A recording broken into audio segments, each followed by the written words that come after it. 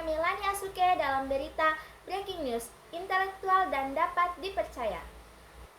Pemirsa, 5 orang menjadi korban keracunan zat kimia berbahaya di dalam tangki truk di Biapis, Kria, Sidoarjo, Jawa Timur.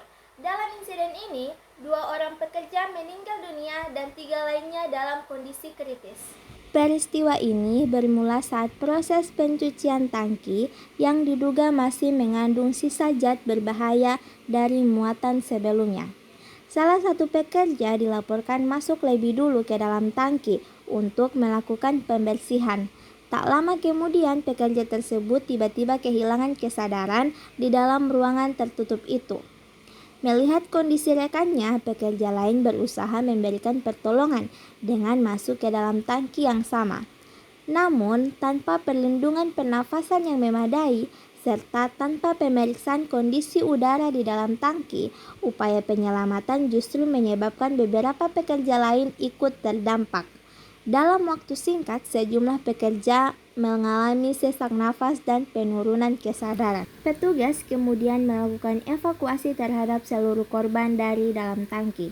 2 pekerja dinyatakan meninggal dunia, sementara korban lainnya segera dibawa ke fasilitas kesehatan terdekat untuk mendapatkan penanganan medis lanjutan. Hingga kini, korban yang selamat masih dalam pengawasan tenaga medis. Insiden ini diduga berkaitan dengan paparan gas beracun atau kekurangan oksigen di dalam ruang tertutup tangki.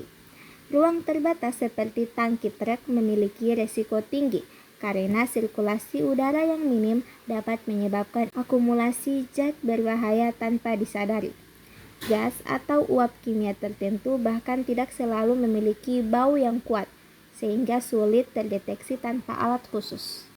Menurut Pak Dekarian yang merupakan Kanit Reskrim Polresta Sidoarjo, beliau mengatakan bahwa sisa residu atau oli bekas di dalam tangki dapat menghasilkan gas beracun yang membuat pekerja cepat kehilangan kesadaran ketika masuk tanpa perlindungan dan pemeriksaan kadar gas terlebih dahulu.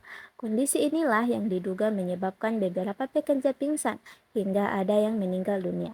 Pemilik usaha dan supir truk juga sedang menjalani penyelidikan mendalam terkait insiden ini. Di bagian belakang truk bisa kita lihat bersama itu adalah tempat pembuangan yang kemarin telah dilakukan pembuangan zat sisa dari dalam tangki. Sedangkan cairan hitam yang di bawah diduga menjadi zat sisa oli dari dalam tangki ini sendiri. Di sisi lain, perusahaan juga menghadapi konsekuensi sosial maupun operasional, termasuk menurunnya rasa aman di lingkungan kerja.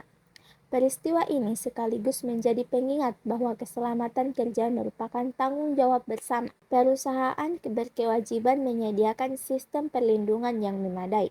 Pekerja perlu mematuhi prosedur keselamatan dan pengawasan dari pihak terkait harus dilakukan secara konsisten. Kolaborasi dari semua pihak menjadi kunci untuk mencegah kejadian serupa terulang di masa mendatang. Langkah pencegahan sebenarnya dapat dilakukan melalui penerapan standar keselamatan kerja yang menyeluruh, mulai dari pelatihan rutin bagi pekerja, pemeriksaan kondisi lingkungan kerja sebelum aktivitas dimulai, hingga ketersediaan peralatan keselamatan yang sesuai dengan risiko pekerjaan. Upaya-upaya ini penting untuk memastikan bahwa setiap pekerja dapat menjalankan tugasnya dengan aman. Hingga saat ini, penanganan terhadap insiden tersebut masih terus dilakukan oleh pihak terkait, termasuk proses penyelidikan untuk mengetahui penyebab pasti kejadian. Sementara itu, perhatian juga tertuju pada kondisi para korban yang masih menjalankan perawatan medis. Nah, pemirsa, setiap orang yang berangkat bekerja tentu berharap dapat kembali ke rumah dengan selamat. Oleh karena itu, keselamatan dan kesehatan kerja tidak boleh dianggap sebagai formalitas semata, melainkan sebagai perlindungan nyata terhadap kehidupan manusia. Satu langkah pencegahan dapat menyelamatkan nyawa, sementara satu kelalaian kecil dapat berujung tragedi.